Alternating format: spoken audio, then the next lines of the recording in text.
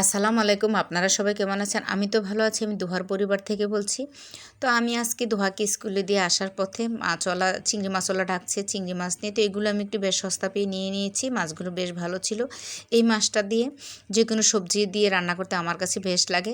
তো এখন চড়া দাম বাজারে, তো মাছটাও ভালো পেয়েছি, নিয়েছি। আর এখানে নুহা স্কুল থেকে চলে আসছে, আমার বড় মেয়ে এসএসসি পরীক্ষার্থী।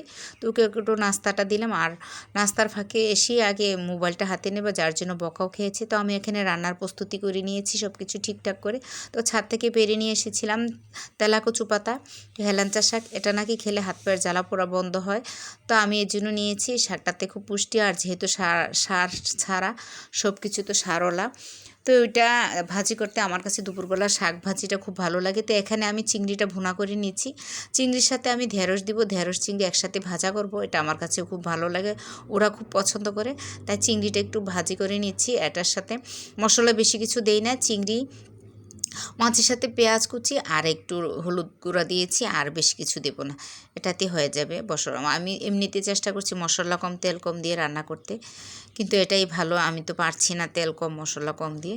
তো এখানে সবুজ সবুজ ঢেঁড়সটা দেখতে খুব ভালো লাগছে, আর আমার কাছে তো খুব ভীষণ প্রিয়। তো ওটা ভাজি করতে করতে ঢেঁড়সের সবুজ ভাবটা আজকে চলে গিয়েছিল, যার জন্য আমার মনটা খারাপ হয়েছিল। তো সবুজ সবুজ ভাব থাকলে দুহা নোহা খুব বেশি পছন্দ করে।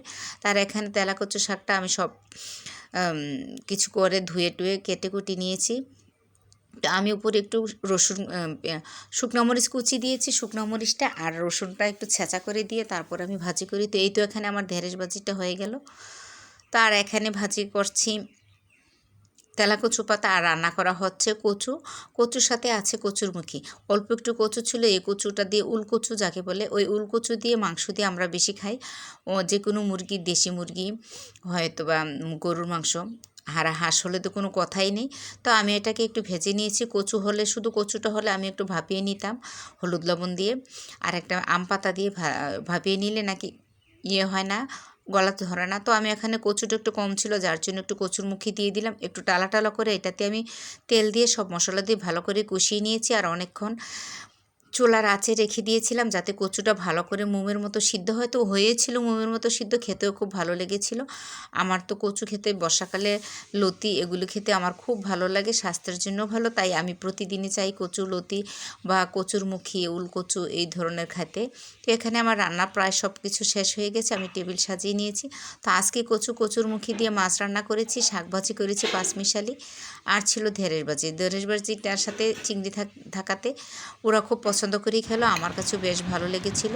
এই তো আজকের মতো আমার রান্নাবান্না এখানেই শেষ। দুদিন ভিডিও দিতে পারিনি, শরীরটা বেশ খারাপ ছিল। তো আমার রিচ এঙ্গেজমেন্টও কমে গিয়েছিল, তো মনটা বেশ খারাপ ছিল, পেরেশানিতে ছিলাম। তো আজকের থেকে আবার শুরু করেছি আমার ভিডিও। ইনশাল্লাহ পাশে থাকবেন, প্রতিদিনই ভিডিও করব। সবাই ভালো থাকবেন, সুস্থ থাকবেন, ঘর পরিবারের পাশে থাকবেন। আজকের জন্য বিদায় নিচ্ছি। আল্লাহ হাফেজ।